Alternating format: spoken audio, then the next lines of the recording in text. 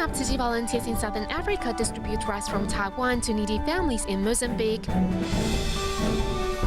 We see how construction project to help rebuild Lanyu Island is bringing more harm than good. Welcome to Dar Headlines. I'm Wendy Chen. Thank you for joining us. We kick off today's program in Southern Africa with the rice donation from Taiwan having arrived in Mozambique. Tzu Chi and local volunteers quickly arranged a distribution to hand out the 2,000 bags of rice to needy families. Though the roads to remote areas were rough, volunteers were determined to bring love to those in need. Once rice from Taiwan has arrived in Mozambique, Tzu Chi volunteers here hurry to hold an aid distribution. During transportation, however, the truck carrying the rice found itself stuck in the sand. Local residents decided to help by forming an 80-meter-long line and pass the bags down to the distribution site by hand.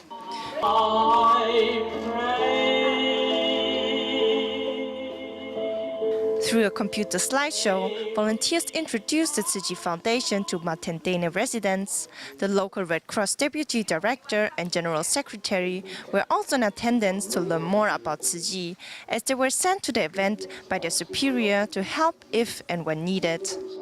I must say thank you for your great support. The volunteers' next stop is 50 kilometers away at Muamba. When the truck is stuck in the sand again, friendly truckers pitch in to help, prove that in doing good deeds, there will always be plenty of hands on deck. Similar to the increase of numbers of volunteers helping out at the distribution, this time 2 Samaritans offered their assistance. Taiwan with South Africa, we also have the Mozambique, Australian and now Colombian. Colombian, Hello. The distribution took places at a local volunteer's grandmother's house, which also doubles as a contact point for Tzu Chi. The chief of the village also made it a point to stop by and show his appreciation. No charity organization has entered our old and poor village. We thank God for Tzu Chi. Amen. The previous day, 2 local volunteers changed buses 3 times and walked 50 minutes to reach the distribution site to prepare. As it was already night by the time they arrived, they slept underneath the stars. Waking up at 4 in the morning to complete their task, the 2 volunteers are shining examples of how the love of Tzu Chi has inspired local volunteers in Mozambique to give what they can. Moving to the Philippines, as 1/3 of the population lives below the poverty line, a trip to the doctors is a luxury many cannot afford. To ensure impoverished families receive adequate medical care, Tzu Chi volunteers and team of doctors regularly carried out free clinics in remote areas. This time, Tzu Chi's medical team arrived at one of the most poverty-stricken cities of Dipolo in Zamboanga, where they helped 88 patients undergo surgery. Dear Lisa. This 5-year-old boy who suffers hernia traveled with his father for 3 hours in order to see a doctor at Tzu Chi's free clinic. We are expected to operate about 80 patients in this 2-day mission, so we need 4 operating tables so we can help more people.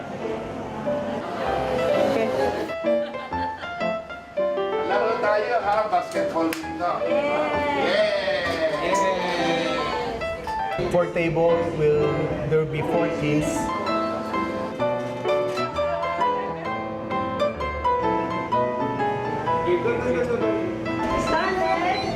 As the patients are sent to the recovery room following their successful operation, Tzu Chi volunteers take their pictures so as to alleviate the anxiety of waiting family members. Nanay ni Kyle, tapos na operation. Ano, okay na? Ang iyak, Tinga, lalong cute, ha?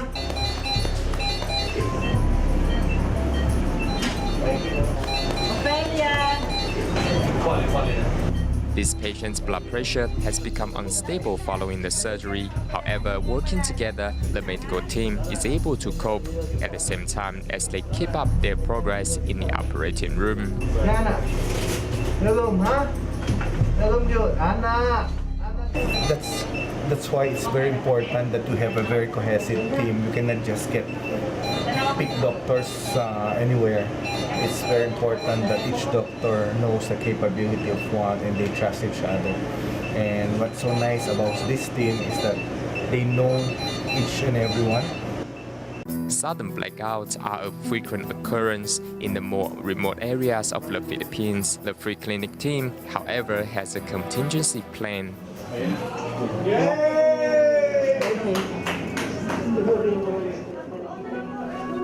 We know it can happen. That's why we prepared for this. We had an extension cord. So when it happened today, everybody knew what they will do. So nothing to worry. This is Dr. Ke Xianzhi. In 1998, despite the increased social tension in Zamboanga, he decided to join TIMA and carry out free clinics. Since then, he has created a close bond with Yang Weishun and the Tzu Chi family. 第一期义诊的时候，安顿还没有，还有。 When we came here for the first time, Yang Weishun was not yet a certified Tzu Chi volunteer. Following the second free clinic, we started working together. They called me for help, and I said no problem. During this two-day mission, TIMA doctors and volunteers worked over 15 hours, helping 88 patients in total.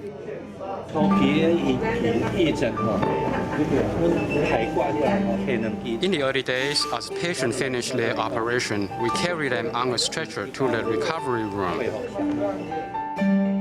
为什么要穿这么紧？脚会肿。水肿，没人想。这代表什么？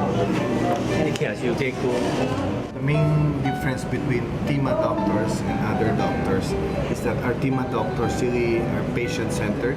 They don't take too much breaks. They only take one full meal like lunchtime, then snacks they take turns. They would like to help as much people as possible. If you ask these doctors if they are exhausted, they say yes. However, if you ask if they are willing to come once again, they say yes, it's our pleasure. 跟奇迹做义诊的时候，每次开刀。 At each Tzu Chi's free clinic, when patients wake up from their operation, their smiles are the most wonderful reward. Their smiles will always be in my heart and carry me through all sorts of challenges ahead. With the two-day free clinic concluding on a perfect note, in our next report, we take you to see how Tzu Chi volunteers tend to patients staying in recovery rooms.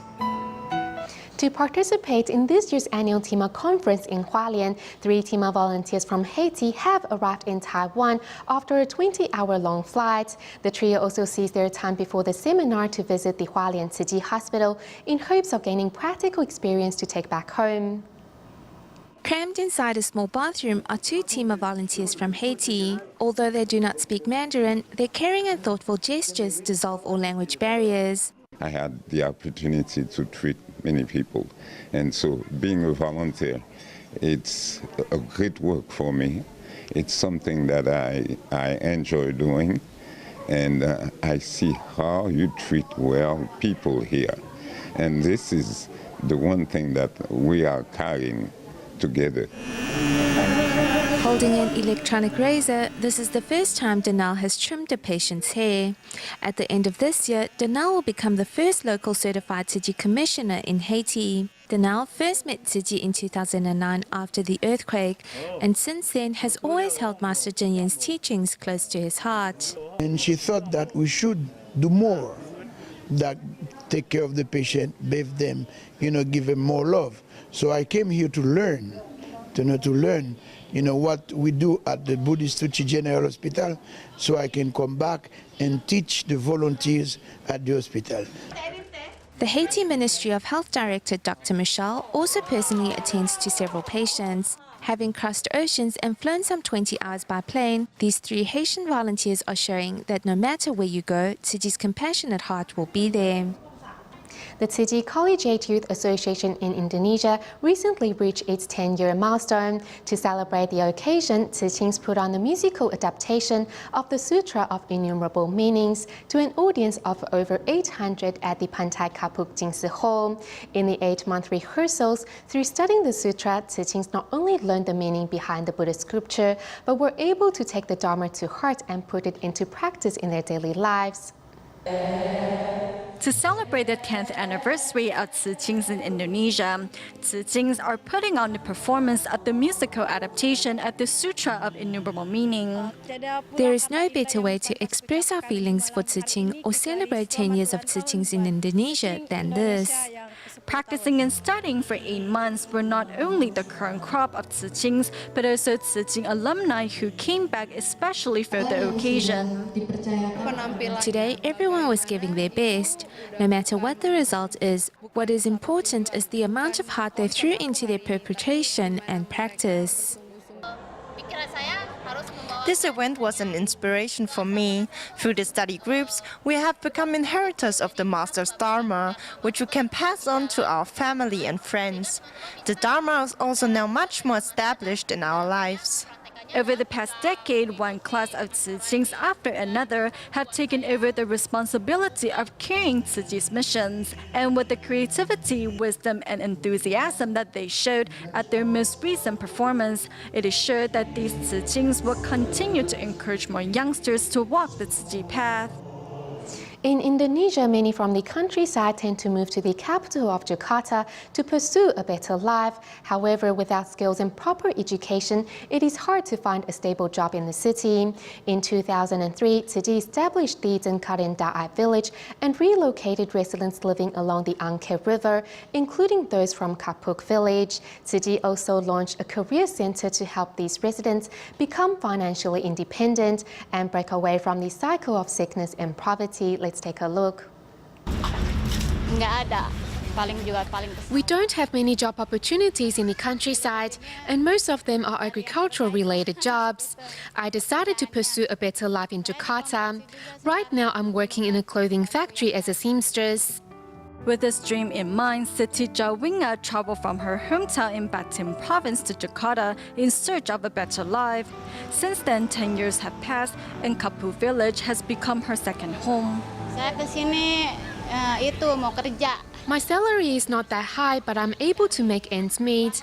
Right now, I can carry some of my parents' financial burden, but we still don't have enough money to purchase a house.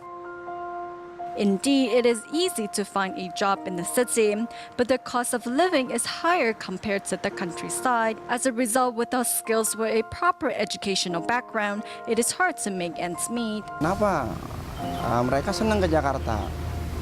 Karena di Jakarta ini many people from remote areas like to live in Jakarta because many of them have heard that the city is very convenient and easy to find a job. In reality, without skills, it is hard to find a job in Jakarta. My aunt brought me to Jakarta because she told me that there were many more job opportunities in big city. After I graduated from school, I moved to Jakarta to pursue a better life. I have learned to become a seamstress because my aunt says it is easier for me to find a job that way. The Kapuk village is located near the Angke River, which has easy access to transportation arteries and factories. As a result, it has become the first choice for many immigrants despite its poor living standards. In 2003, Tzu Chi relocated these residents to the Dengkarendai village at the same time as it opened up a career center. The career training program launched by the Tzu Chi Indonesia chapter is free, and the materials are all provided by Tzu Chi. We only need to show up in class and work hard. The volunteers and teachers were very happy when we put a lot of effort in learning the skills. Nina Kurniash learned hair and makeup skills at the career center located inside the Dengkarendai village. Thanks to the program, Nia Kurniash now has a stable job at a beauty salon. Nia Kurniash is a very good employee. She greets the customers in a polite and friendly manner. She's a very responsible and hardworking employee. The Career Center located in the Tsinkarandai village offers a variety of classes from hair and makeup, pastry and cooking, sewing, computer skills, and more. After finishing the training program, many students have found stable jobs that have led to an improvement in their financial situation. I have learned skills for hair and makeup at the Career Center. My family's financial situation has changed for the better. Right now I can send money back home and my parents can use that money to grow guava and live a better life. Now with skills in hand, these residents have become financially independent and are ready to strive for a brighter future for themselves and their families.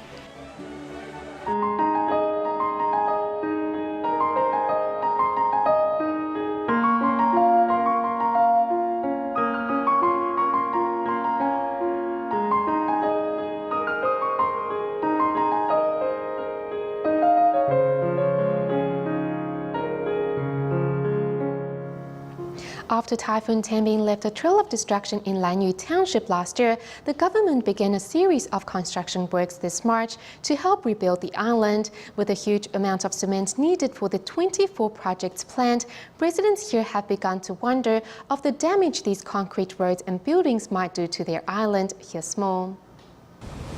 After Typhoon Tenbin devastated Lanyu Township last August, the Yeyo Elementary School rebuilt its classrooms and playgrounds. Back then, a local supermarket was completely torn apart and residential buildings and boats were all severely damaged.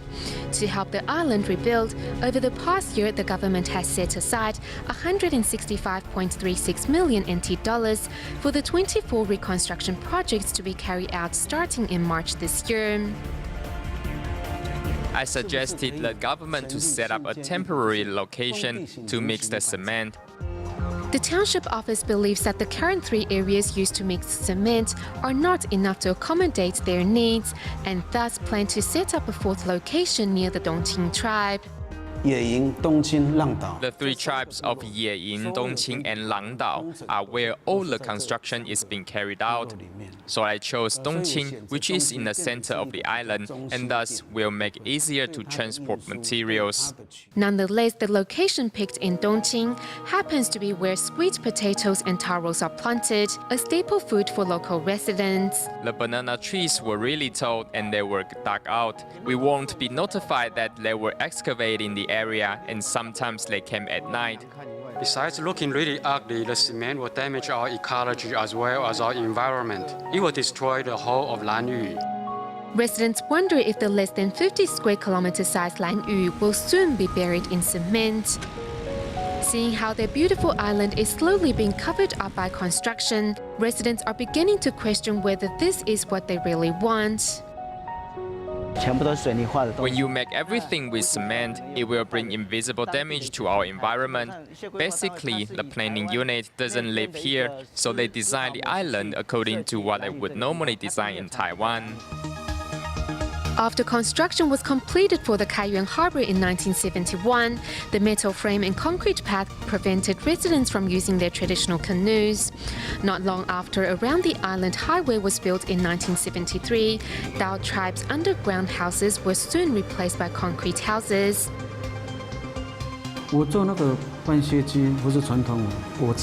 If I lived in a traditional house, how would I make a living? Without any subsidies, I would rather tear the traditional housing down.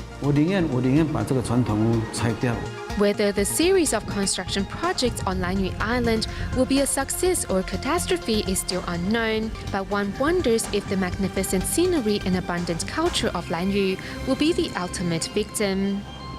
To more promote the right concept regarding organ donation, the organ transplant team at the Darling Tzu Chi Hospital arrived at Huwei Senior High School in Yunlin County to share with the students the idea behind organ donation. A recipient, Mr. Lee, was also on site to speak of how his life was made better thanks to the transplant surgery. Standing in front of the students sharing his life story is Mr. Lee, who was diagnosed with liver disease many years ago. Just when he thought he hit rock bottom, someone donated their liver to Lee, giving him a new lease on life. When I received the organ donation, I thought when I get better, I will do my best to give what I can. I can't give great love, but I can share a little of my love, so I thought I would come here today to share my story.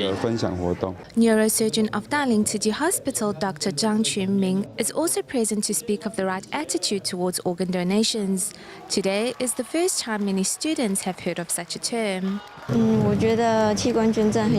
I think organ donation is an act of bravery and love.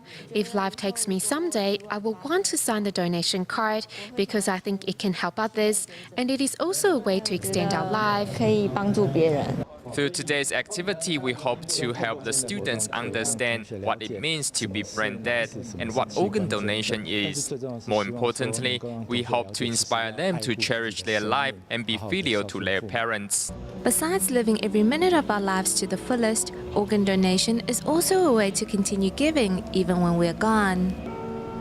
In Malaysia, Tzu Chi volunteers all around the nation are taking to the streets to inspire 1 million residents to sign up to become Tzu Chi members. In Kedah, volunteers managed to collect donations from 400 new members, while students at the Penanting Tzu Chi kindergarten also raised funds from local firefighters. Here at Kedah, Malaysia, Tzu Chi volunteers in Kodan are taking to the street to inspire 1 million members of the public to join the Buddhist NGO. In a traditional market, some store owners make a donation, while a sanitary worker also gives what he can. Last time when we experienced flooding, your organization came to help us. So I recognize you. It was in 2005. I know that your foundation does not differentiate between race or ethnicity, and I know where your office is. Seeing the blue and white uniformed volunteers, villagers do not hesitate in handing over their donations, as they know it will go to those in need. There is no such thing as cheating. This is an ordinary act. We must donate with sincerity. I feel that society is full of love. You see, even local residents are able to donate. Why can't we from the Chinese community do so? Regardless of how much, many a little will make a mickle. Over 2 days, some 400 residents signed up to become a Tzu Chi member, showing that it is never too difficult when one has the will. Meanwhile, at the Penang Tzu Chi kindergarten, students joined the campaign to inspire the love and compassion by canvassing for donations from firefighters. I am here at the firefighter station to give my love. I gave the firefighters bamboo coin banks to raise funds for the dialysis center. We hope that the firefighters would donate to help dialysis patients and others. Then we hope that we also give our moral support to give some donation to the association, the Buddhist association, to run the dialysis center. Believing that there is love in everyone's heart, Tzu Chi volunteers work together in hopes of getting 1 million residents to join Tzu Chi's ranks. As this year marks the 20th anniversary of Tzu Chi in Malaysia, Tzu Chi volunteers around the nation joined in a campaign to call on 1 million residents to sign up to become Tzu Chi members. And volunteers also organized a media conference to promote the concept of saving 50 cents a day to help dialysis patients in the long run. We'll leave you with these images. Thank you for tuning in. Goodbye.